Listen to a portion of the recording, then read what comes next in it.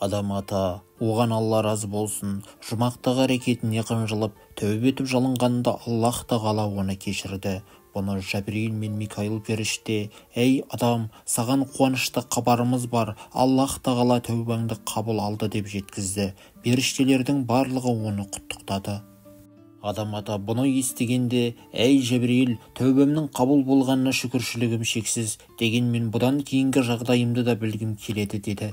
Ол кезде Аллах тағала мынандай уақи түсірді: «Әй адам, кейінгі ұрпақтарыңа сен қиындық пен ауыртпалық мирас еттің. Мен болсам, оларға тәубені мирас еттім. Олардың кім маған жалбарынып дұға етсе, сенің дұғаңды қабылдағанымдай, олардың да дұғасын қабыл алатын боламын.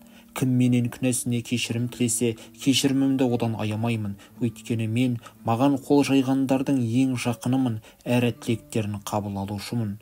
Күнәсіне тәубе еткендердің дұғаларын қабыл алып, оларды қабірден қуанышты кейіпте шығарып, махшарға жолаушы ететін боламын».